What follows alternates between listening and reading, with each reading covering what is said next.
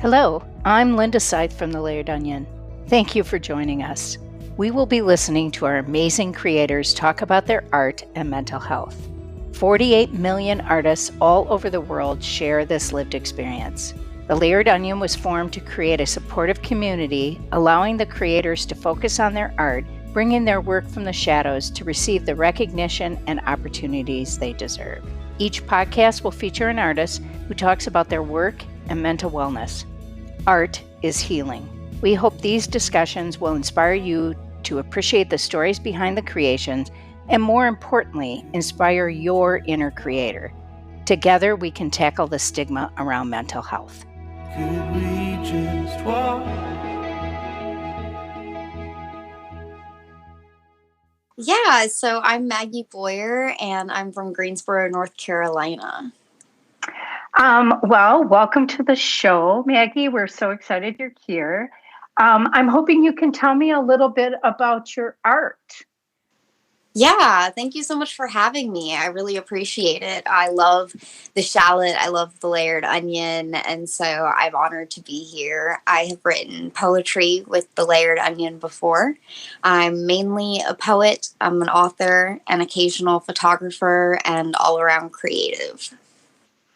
So I love your piece and the shallot. And maybe tell me what drew you to writing and poetry, or to being an author and a poet. Yeah, I've been writing since I can remember. I remember being 5 years old and teaching my sibling how to read. I loved reading and writing. I was really drawn to fiction, current events. I was a journalist and an editor. And at one point, I was at a creative writing workshop in New York. I was writing a lot of fiction at the time, but the teachers got me really into poetry, and I never looked back. I was probably 16, and I jumped in with both feet. I have written poetry and spoken words since. I have traveled the country performing and competing, and almost four collections since then. And poetry has kind of been my main thing since that workshop.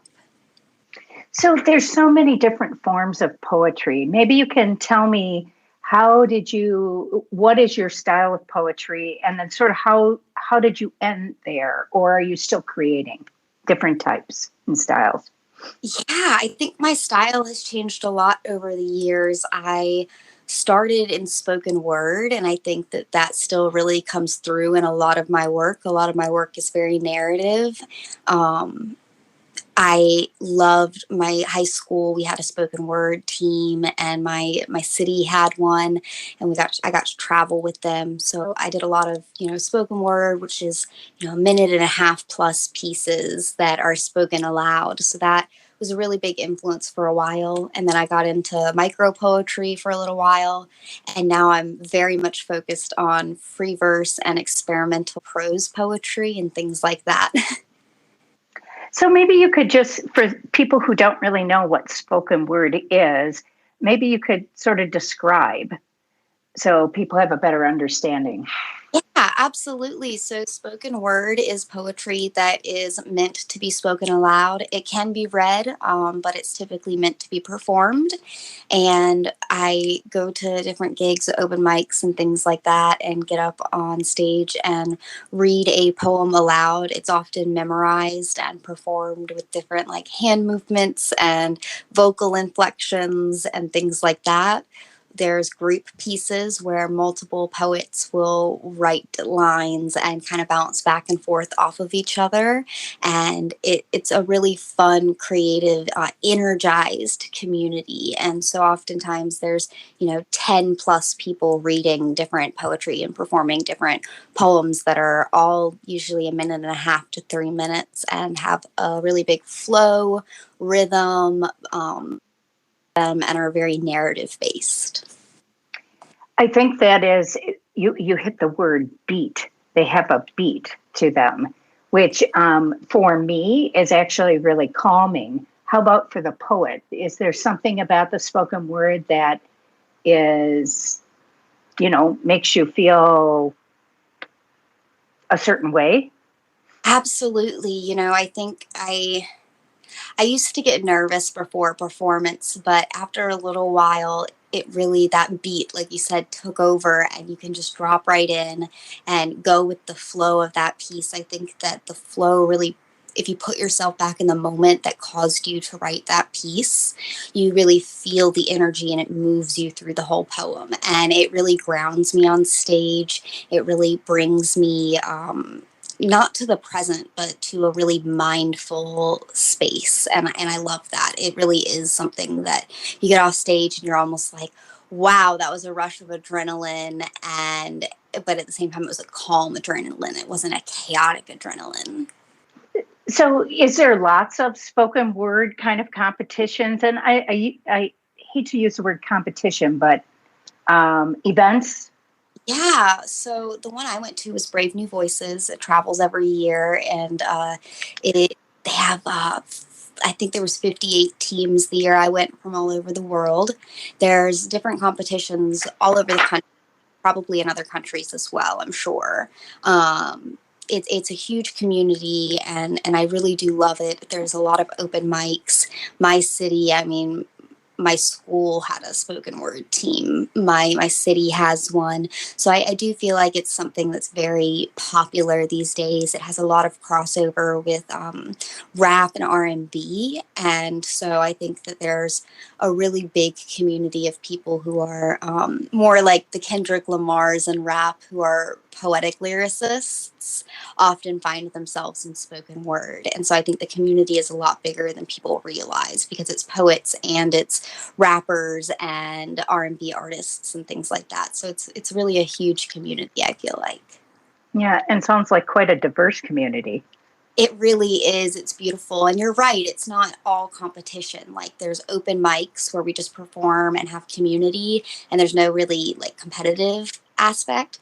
There are competitions. And then the competition I went to, for example, it was a festival, and we had, round table discussions where we talked about community care and how we can be better allies to each other and the ways we can take care of our community. And so it was a festival with open mics and events and things along with the competition, because it really is more of a community than a competitive environment, even though there are competitions. I love that term festival because it just implies celebration, bringing together. So that's kind of a great word for sure. So maybe you could tell me a little bit about the decontamination disassociation, your poem that you put in the first issue of the Salad. Maybe before I'm going to have you read a part of it, maybe you can tell me, how did this piece come about? So this piece came about, it's a really heavy piece, but it came about after a particularly brutal encounter with some doctors. And I found myself disassociating in the bathroom. And I forced myself to go through the motions of self-care. I think it was really important in that moment to, capture what I was going through. Those moments when you're in a really low mentality, but you still take care of yourself the best you can. It might not be, your full self-care routine, or it might not be okay right then, but you'll bounce back better because you took care of yourself. So I really wanted to honor the duality of that moment. And the poem sort of spilled out in the shower, which you said it was kind of amazing that it was right next to the shower poem. And I thought so too, because it was also written in the shower, it just spilled out in the shower, and that's my favorite place to write. So Yeah. Would you like to read part of it for us? That would be lovely. give me one moment. I'm actually looking for it. Okay, here it is. My apologies. Did you know that cleaning the tub is easier with a kitchen sponge compared to disinfecting wipes? Shake the water droplets off before stepping out of the shower. No one wants mildew in their bath mats. Gather the laundry in the corner. Slide the slippers on. Lug your ruminations to the hamper. Lie in bed for 3 hours and 47 minutes before you get up. Ingest copious amounts of cannabis until the walk back to bed doesn't seem so daunting. Create a question mark around his body. Pressing cool and clean feet against his legs. Don't listen to your intrusive thoughts. He won't mind if you wake him as you settle back into reality. Let your cheek melt into the darkness below. Let it pull you from the darkness above. Let it consume you. Let yourself rest. Oh, thank you. One of the parts that I just am completely drawn to is 3 hours and 47 minutes because it's such an exact number. Just explain that to me. Was it an actual time or just kind of pulling from an example of how sometimes when we're not in a great spot, time just moves in a very different way than it, when you feel better. It really is that second one. I wasn't looking exactly at the clock, but I feel like there's so many times when I've woken up at 4 a.m. and I don't feel like I've slept at all. I feel like I've been awake ruminating the whole time. Did I really fall asleep? Did I not? You know what I mean? Those moments where you're like, I feel like I was ruminating until 3 and I woke up and it's 4, but I don't remember falling asleep and I feel like I was anxious in my dreams. So it feels like I've been ruminating the whole time. It was one of those moments. And you get up and you're like, okay, I got to shake this off. In therapy, we talked a lot about, if you can't fall asleep, my therapist says within 30 minutes, but I'm pretty bad about that time limit. I end up ruminating for a lot longer than that. But if you can't fall asleep in 30 minutes, to get up and take a shower or eat a complex carb like an apple or, have a cool glass of water, do whatever you need to take care of yourself really quick. And there's so many moments I feel like a lot of us relate to the idea of, oh my gosh, I'm so annoyed that my partner is sleeping next to me, snoring peacefully right now, while I'm so frustrated. And it's definitely one of those moments where you're just like, oh, I wish I was you right now. Well, I have to say, when you read it, I've read the poem numerous times, but when you read it, I got just completely to a different spot.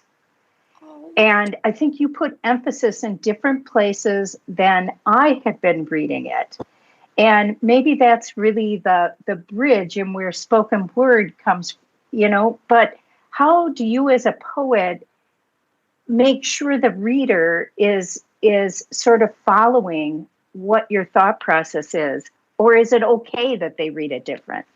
It's so hard to make sure that somebody follows my exact thought process. And I think that that's something that we struggle with from artists of all ages, all artists from every era and time, where we're constantly questioning, like, what did they mean by this? And I think it's perfectly okay for everyone to draw their own meaning from, different poetry. I think that it's perfectly okay if somebody pulls different things and draws different emphasis, but I do think that's the beautiful thing about spoken word. It gives me a chance to say, this is my perspective of this piece. You can come to it with your own, and that's beautiful, and then here's mine. And I want people to take their own perspective. I think that something that I want people to take away when they read my poetry is I want them to feel seen. And so if that means that they view the piece a little bit differently, they're putting it in different moments in their life. So of course they're going to view it differently. And I think that is the beautiful thing about art, and something that we discuss about art for eternity, I to be honest with you, Maggie, I can't get over how I'm looking at this poem different now. after you read it, completely different. It was just such different emphasis. I find that amazing, and it makes me think, wow, maybe this podcast can really do something to help people that maybe find poetry less approachable, to be more approachable. I think that a lot of people go to traditional poetry because I think they can understand the cadence. Mm-hmm. And yeah, well, what do you think? I definitely agree. I think that a lot of people think that poetry is pretentious or lofty or inaccessible. And I think that there's been a period in time when it really has been inaccessible. But I think that's why we love poets like Mary Oliver or even like Shakespeare, you know, because you're right, there's a formula, there's a cadence, there's a structure that we already are familiar with. But I think you're right, this podcast is going to be a beautiful thing because it's going to connect people with art and with artists and getting them to understand the thought process behind it, because at the end of the day, I'm just trying to share a human experience. I'm not trying to share some really lofty academic text. I'm trying to share my human experience, and I want others to connect with that human experience. And I think that this is a beautiful way for us to connect with that human experience. So maybe you can tell me, how did you get and kind of go about the process of, bringing your poetry together in a book? I am so chaotic, I'll be honest. With the spoken word, a way that we learned to practice our pieces and form the cadence of the piece was to cut it out, and like to print out a poem and cut out different lines and cut it out in different spots in the different lines and put emphasis in just different weird places until we figure out what fits. And I really I really stuck with that when formatting books. And so I end up, what I do is I write all of my books in my notes app. And I'm usually working on 4 or 5 different projects at once, so that I write a poem and I'm not overthinking, like, oh, what book does this go in? Is it going to be marketable? Is it going to fit in a book, etc., you know? And I can find out what book it fits in kind of after I write the piece. I don't have to worry about that beforehand, because I think that can make the art a lot harder to get out and a lot more stressful. And I don't want my art to be a stressor, you know? And so I just go about, I write a poem, and then after it's written, I'm like, okay, what book does this fit in? And once I see that a folder is kind of bursting at the seams, I'm like, oh gosh, this has like 140, 150 poems. I need to figure this out. I go ahead and I compile all of them in a Word document just randomly. And I print the entire thing out. And I cut the entire thing out. And I lay it on my living room floor.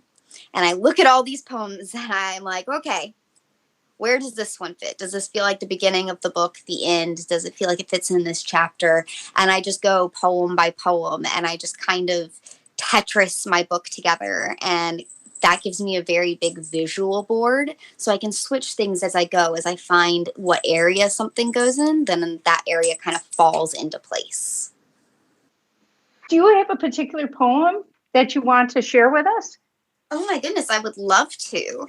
This one is about PMDD, which I thought might be kind of a great piece for the shallot. It's another definitely mental health condition.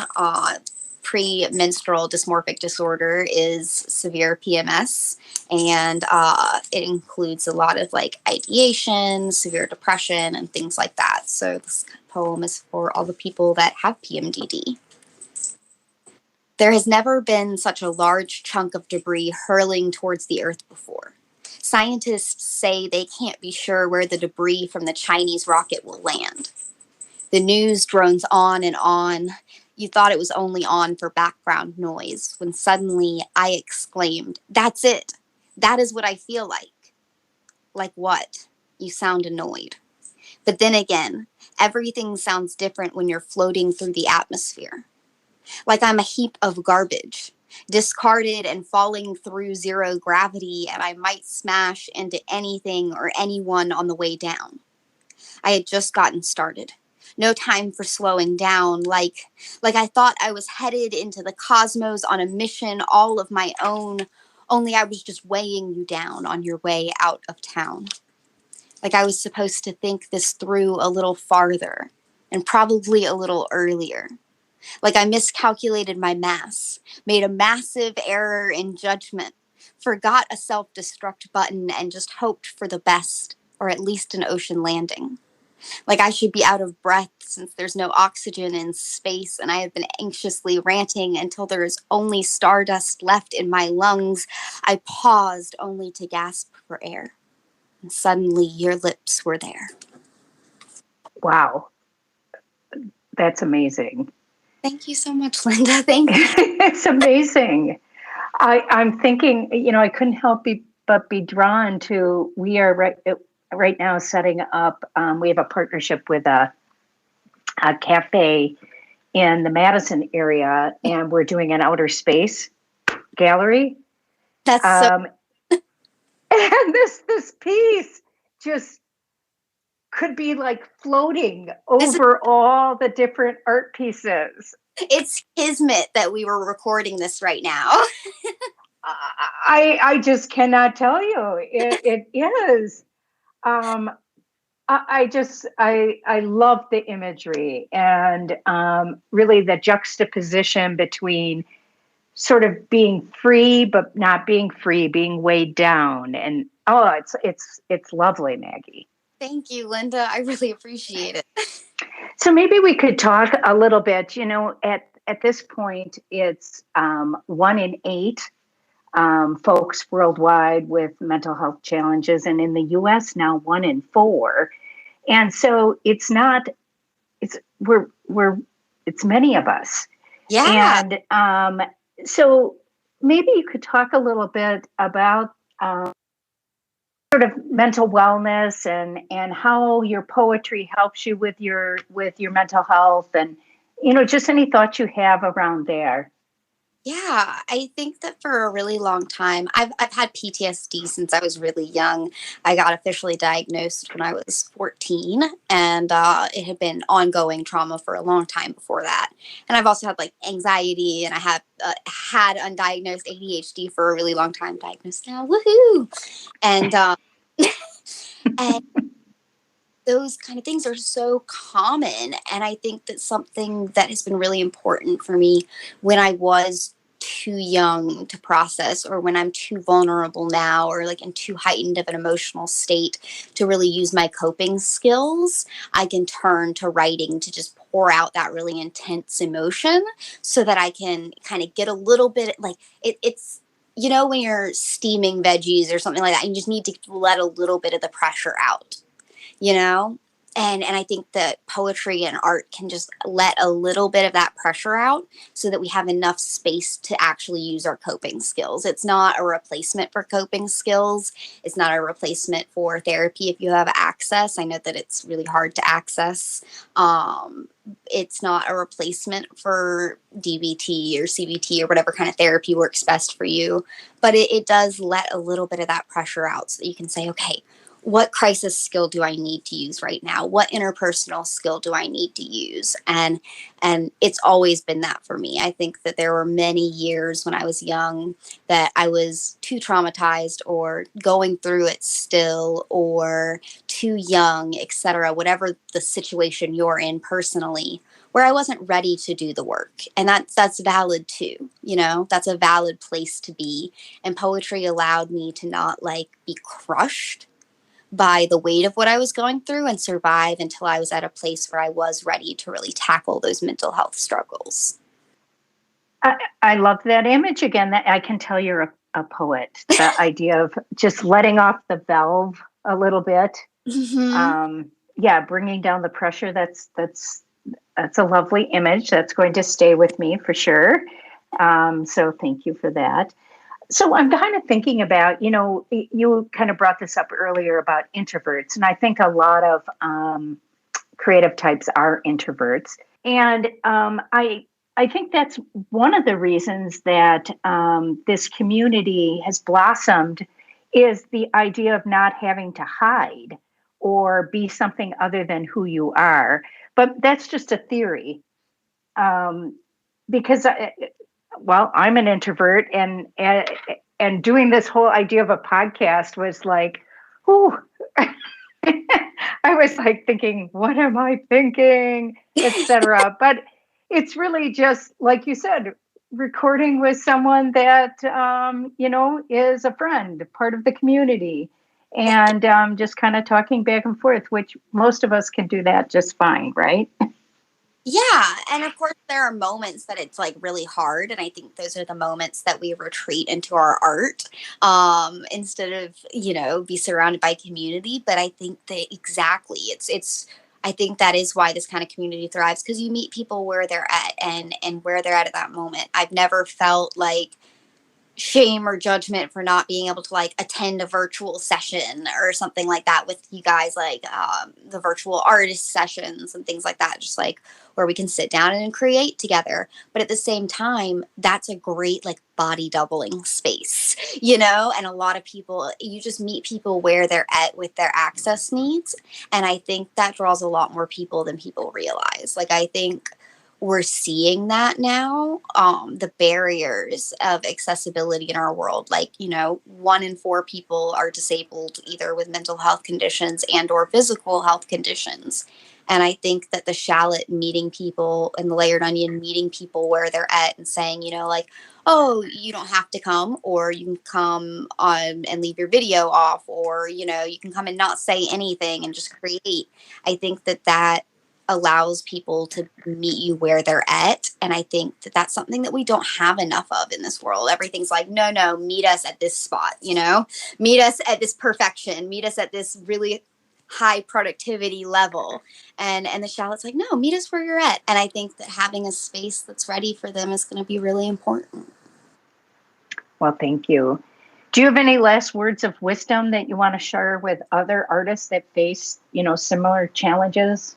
Yeah, just honor where you're at.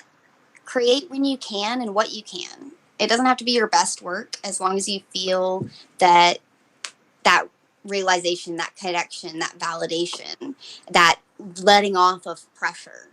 You don't have to create at the same pace as everyone else either. You could create in a flurry that is, people are like, whoa, that's a lot. Or you could create really slowly in seasons with intention. Neither is wrong, as long as you feel seen. Well, thank you, Maggie. This was just a wonderful discussion, and I really appreciate it.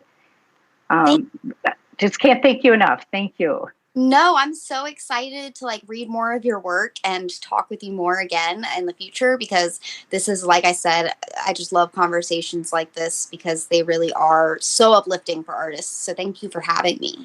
And thank you for stepping out of your comfort zone. Like, that's like, you should be proud of yourself. Actually, thank you, because I am proud of myself. This was a big step for me. So thank you. Yeah, honor that. Celebrate today. That's what I also want to tell people. Like, celebrate when you make a win like that, when you push yourself, because the more you celebrate, the more you're going to want to push yourself. Well, thank you. Well, take care, and let's talk again soon. Absolutely, Linda. You have a great one, and thank you everyone for listening. Thank you for joining us today. It is an honor to talk with these amazing artists. You can see and read the artist's work in The Shallot, our journal of mental health, art, and literature, or on our website, thelayeredonion.com. Thank you.